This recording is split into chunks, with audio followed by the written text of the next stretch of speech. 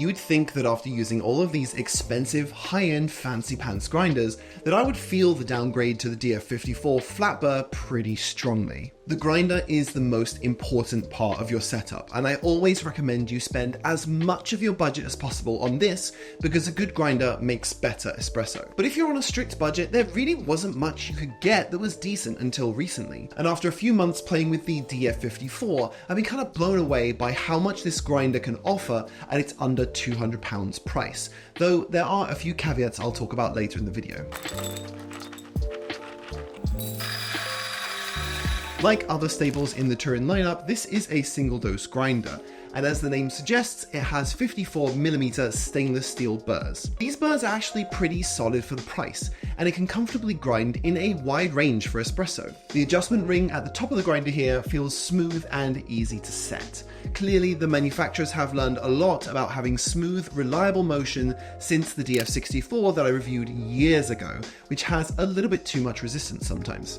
I usually dose while I have the burrs spinning, as there isn't a stop lock at the bottom to stop the burrs from touching if you over adjust. Not that I've ever been near that grind setting for espresso though. I'm usually between around the 10 and 25 marks for the coffees that I've been using, and there's plenty of room at the bottom for your Turkish coffee or even just a decaf that needs to grind extra fine. Now just to compare, this is the size of the 54mm burrs, and this is the 83mm from the DF83V I'll be reviewing soon. This difference is massive, and there are a lot of trade-offs at this size. One of the positive things you can do if your burrs are this small is you can make the grinder tiny.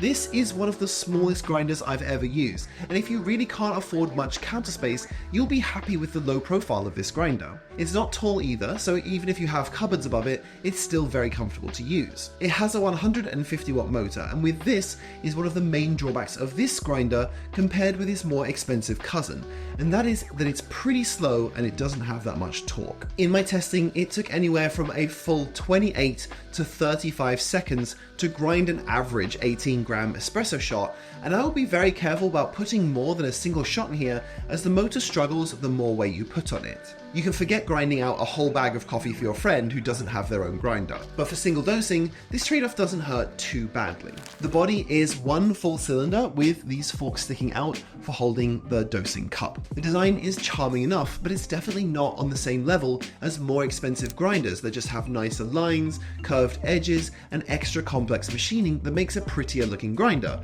but of course that also adds to the price. The most important part is of course the burrs which come with the machine, and looking at these fins, they have a very similar pattern to other espresso focused burrs. You can see the sort of stepped grooves that move beans from the middle to the outside to get finer and finer until they leave the burr set, but this kind of architecture tends to produce some variability in the grind shape and size compared to something like the high uniformity burrs that have more evenly spaced grooves. This produces nicely textured shots that are also balanced and flavorful, and although I definitely notice distinct differences between this and the more expensive grinders and burr sets, it isn't like this grinder makes bad coffee.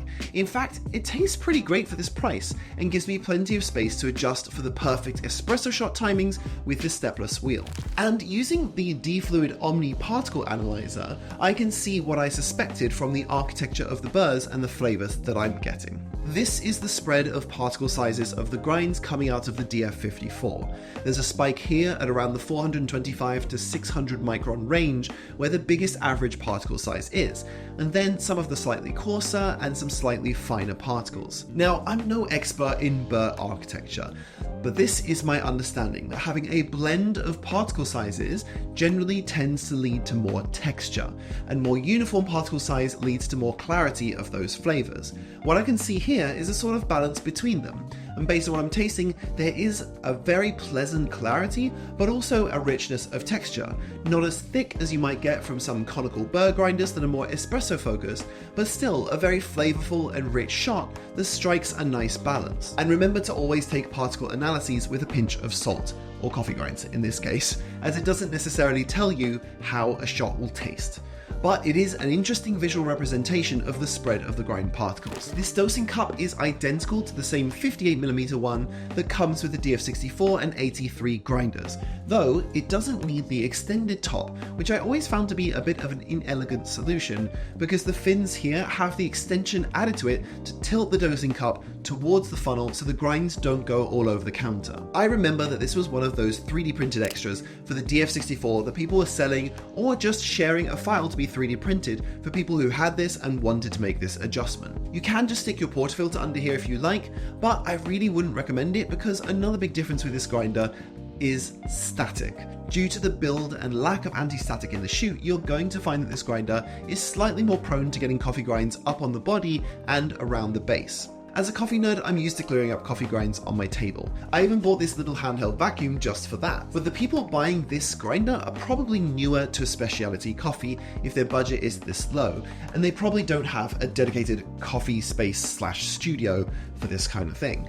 So for people like this, cleaning up coffee grinds from a kitchen countertop more often might be a bit of an annoyance. So here are some of the things that I've done to reduce that. First, use the included RDT spray. Just 1 or 2 spritzes takes care of a lot of the static. Here's a comparison with and without the RDT. Second, these bellows work great, but don't overdo it. Just a few pumps and not too hard or you'll end up blowing all the grinds up on everything. It's very similar to previous iterations of the Turin grinders, but perhaps because of the small size and short distance from the bellows to the cup, I found that too hard of a press blows up more grinds. So be gentle. And the bellows does help with getting retention down to an absolute minimum. Here's how much coffee I fished out of the chute and in a Burr carrier 1 shot after cleaning.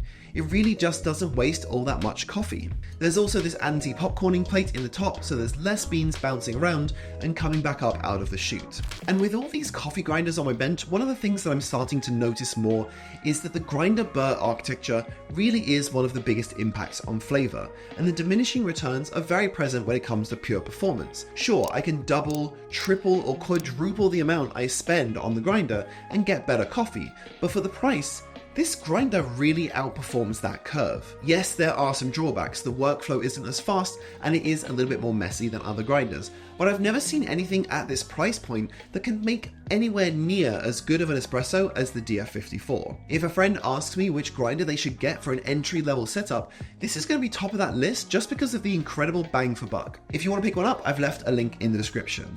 Thanks so much for watching, you wonderfully overcaffeinated people, and I'll see you on the next one.